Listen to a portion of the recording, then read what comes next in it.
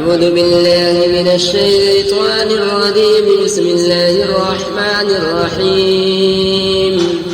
الرحمن علم القرآن خلق الإنسان علمه البيان الشمس والقمر بحسبان والنجم والشجر يسجدان والسماء رفعها ووضع الميزان ألا تطغوا في الميزان وأقيموا الوزن بالقسط ولا تخسروا الميزان والأرض وضعها للأنام فيها فاكهة والنخل ذات الأكمام والحب ذو العصف والريحان فبأي آلاء ربكما تكذبان خلق الإنسان من صلصال كالفخار وخلق الجان من مارج من نار فبأي آلاء ربكما تكذبان رب المشرقين ورب المغربين فبأي آلاء ربكما تكذبان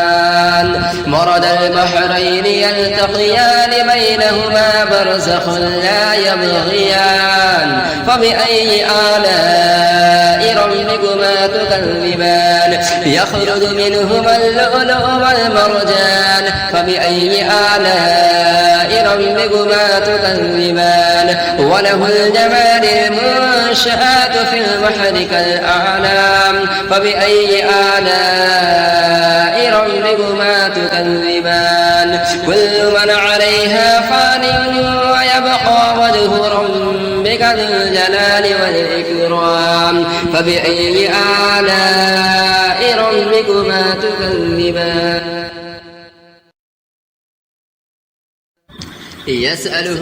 من في السماوات والأرض كل يوم هو في شأن فبأي آلاء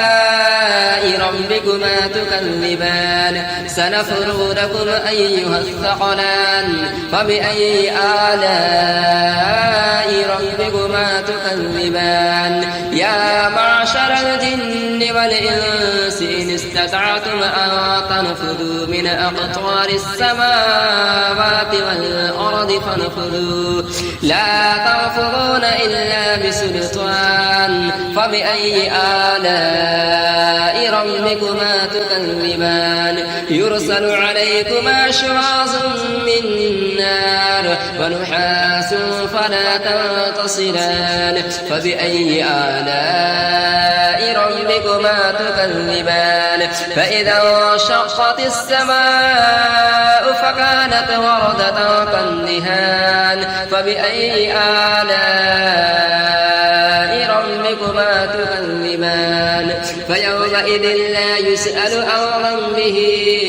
إنس ولا جان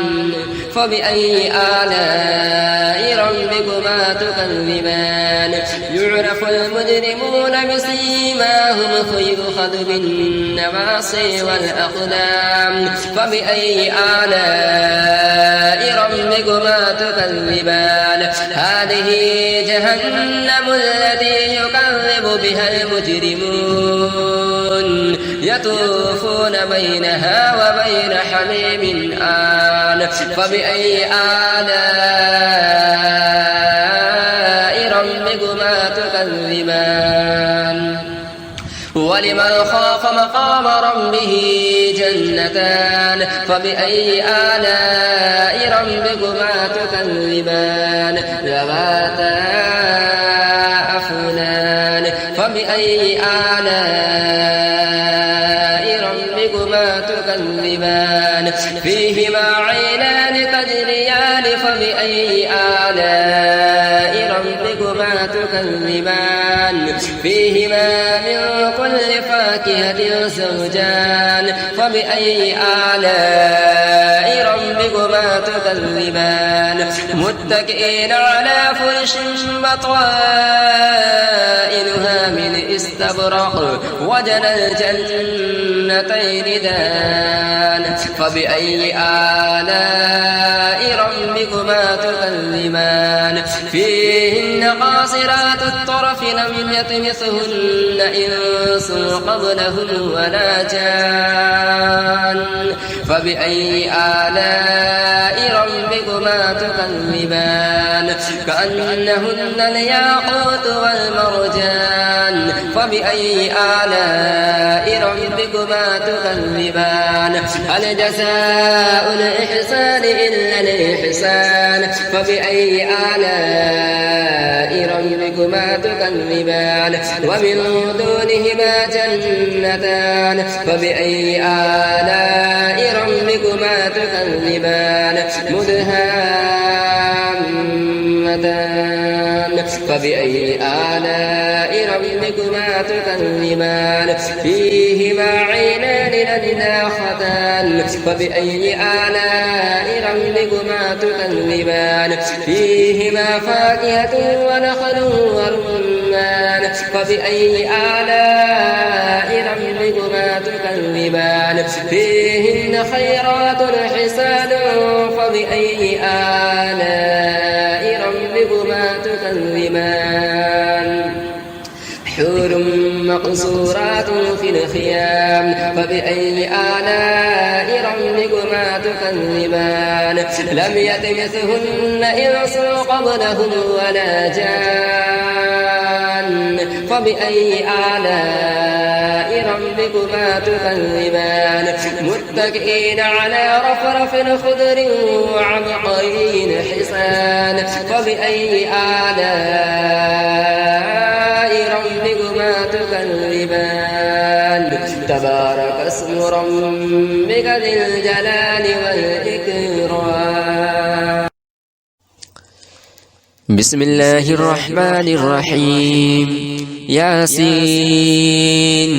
والقرآن الحكيم إنك لمن المرسلين على صراط مستقيم تنزيل العزيز الرحيم لتنذر قوما ما أنذر آباؤهم فهم غافلون لقد حق القول على أكثرهم فهم لا يؤمنون إنا جعلنا في أعناقهم أغلالا فهي إلى الأذقان فهم مقمحون وجعلنا من بين أيديهم سدا ومن خلفهم سدا فأغشيناهم فهم لا يبصرون وسواء عليهم أأنذرتهم أم لم تنذرهم لا يؤمنون إنما تنذر من اتبع الذكر وخشي الرحمن بالغيب فبشره بمغفرة وأجر كريم إنا نحن نحيي الموتى ونكتب ما قدموا وآثارهم وكل شيء أحصيناه في إمام مبين واضرب لهم مثلا أصحاب القرية إذ جاءها المرسلون إذ أرسلنا إليهم اثنين فكذبوهما فعززنا بثالث فقالوا إنا إليكم مرسلون قالوا ما أنتم إلا بشر مثلنا وما أنزل الرحمن من شيء إن أنتم إلا تكذبون قالوا ربنا يعلم إنا إليكم لمرسلون وما علينا إلا البلاغ المبين قالوا إنا تطيرنا بكم لئن لم تنتهوا لأرجمنكم وليمسنكم منا عذاب أليم قالوا طائركم معكم أئن ذكرتم بل أنتم قوم مسرفون وجاء من أقصى المدينة رجل يسعى قال يا قوم اتبعوا المرسلين اتبعوا من لا يسألكم أجرا وهم مهتدون وما لي لا أعبد الذي فطرني وإليه ترجعون أأتخذ من دونه آلهة إن يردني الرحمن بضر لا تغن عني شفاعتهم شيئا ولا ينقذون إني إذا لفي ضلال مبين إني آمنت بربكم فاسمعون قيل ادخل الجنة قال يا ليت قومي يعلمون بما غفر لي ربي وجعلني من المكرمين وما أرسلنا على قومه من بعده من جند من السماء وما كنا منزلين إن كانت إلا صيحة واحدة فإذا هم خامدون يا حسرة على العباد ما يأتيهم من رسول إلا كانوا به يستهزئون ألم يروا كم أهلكنا قبلهم من القرون أنهم إليهم لا يرجعون وإن كل لما جميع لدينا محضرون وآية لهم الأرض الميتة أحييناها وأخرجنا منها حبا فمنه يأكلون وجعلنا فيها جنات من نخيل وأعناب وفجرنا فيها من العيون ليأكلوا من ثمره وما عملته أيديهم أفلا يشكرون سبحان الذي خلق الأزواج كلها مما تنبت الأرض ومن أنفسهم ومما يعلمون وآية لهم الليل نسلخ منهم النهار فإذا هم مظلمون والشمس تجري لمستقر لها ذلك تقدير العزيز العليم والقمر قدرناه منازل حتى عاد كالعرجون القديم لا الشمس ينبغي لها أن تدرك القمر ولا الليل سابق النهار وكل في فلك يسبحون وآية لهم أنا حملنا ذريتهم في الفلك المشحون وخلقنا لهم من مثله ما يركبون فإن نشأ نغرقهم فلا صريخ لهم ولا هم ينقذون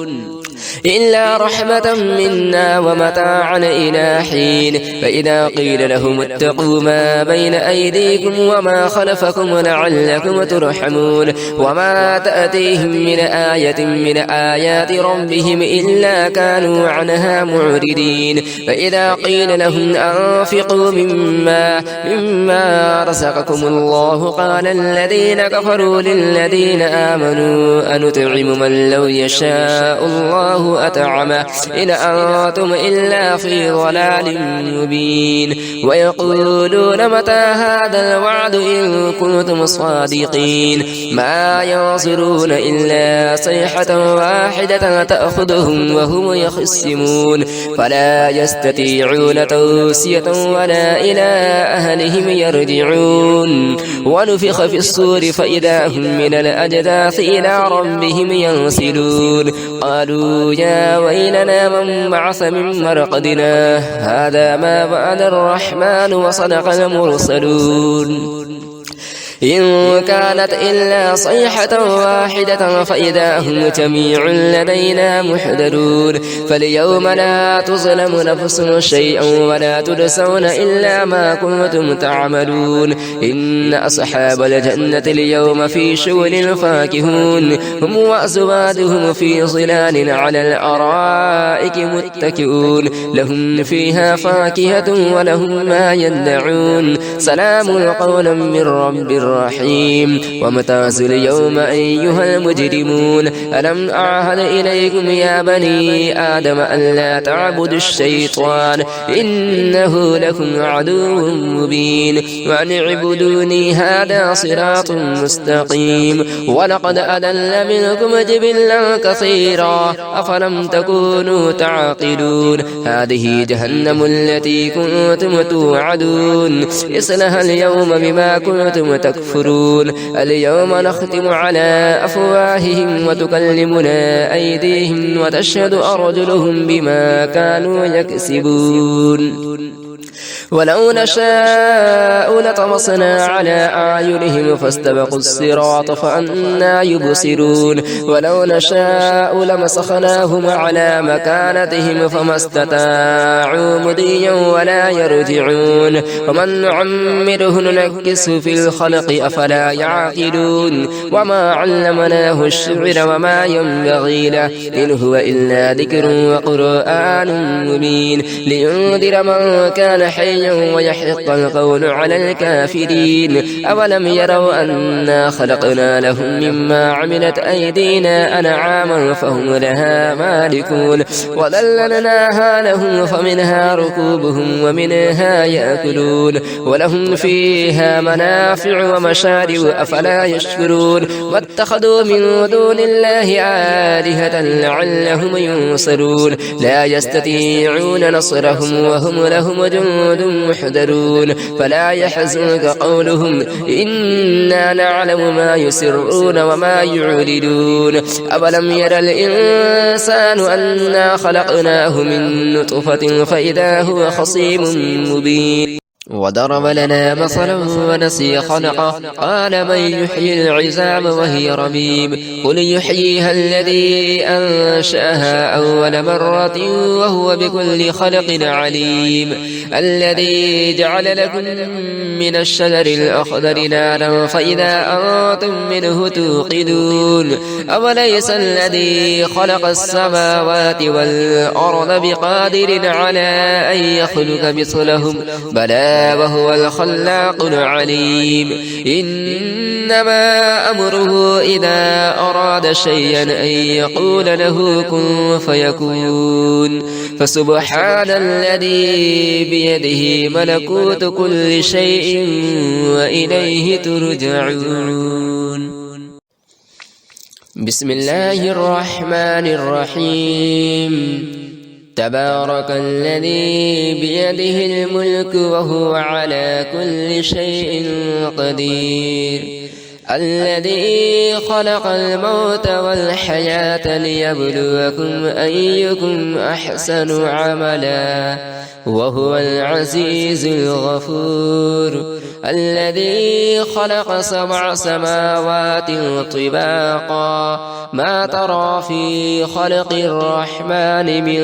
تفاوت فارجع البصر هل ترى من فطور ثم ارجع البصر كرتين ينقلب إليك البصر خاسئا وهو حسير ولقد زينا السماء الدنيا بمصابيح وجعلناها رجوما للشياطين وأعتدنا لهم عذاب السعير وللذين كفروا بربهم عذاب جهنم وبئس المصير إذا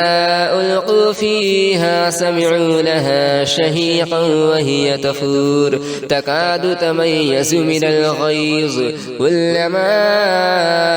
ألقي فيها فوج سألهم خزنتها ألم يأتكم نذير قالوا بلى قد جاءنا نذير فكذبنا وقلنا ما نزل الله من شيء إن أنتم إلا في ضلال كبير وقالوا لو كنا نسمع أو نعقل ما كنا في أصحاب السعير فاعترفوا بذنبهم فسحقا لأصحاب السعير إن الذين يخشون ربهم بالغيب لهم مغفرة وأجر كبير وأسروا قولهم أو اجهروا به إنه عليم بذات الصدور ألا يعلم من خلق وهو اللطيف الخبير هو الذي جعل لكم الأرض ذلولا ذلولا فامشوا في مناكبها وكلوا من رزقه وإليه النشور أأمنتم من في السماء أن يخسف بكم الأرض فإذا هي تمور أأمنتم من في السماء أن يرسل عليكم حاصبا فستعلمون كيف نذير ولقد كذب الذين من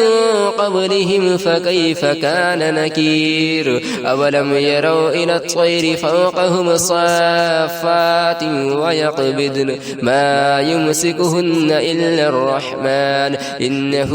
بكل شيء بصير أم هذا الذي هو جند لكم ينصركم من دون الرحمن إن الكافرون إلا في غرور أم هذا الذي يرزقكم إن أمسك رزقه بل لجوا في عتو ونفور أفمن يمشي مكبا على وجهه أهدى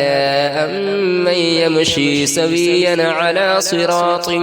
مستقيم قل هو الذي أنشأكم وجعل لكم السمع والأبصار والأفئدة قليلا ما تشكرون قل هو الذي ذرأكم في الأرض وإليه تحشرون ويقولون متى هذا الوعد إن كنتم صادقين قل إنما العلم عند الله وإنما أنا نذير مبين فلما رأوه زلفة سيئت وجوه الذين كفروا وقيل هذا الذي كنتم به تدعون قل أرأيتم إن أهلكني الله ومعي أو رحمنا فمن يجير الكافرين من عذاب أليم قل هو الرحمن آمنا به وعليه توكلنا فستعلمون من هو في غلال مبين قل أرأيتم إن أصبحك ماؤكم غورا فمن يأتيكم بماء معين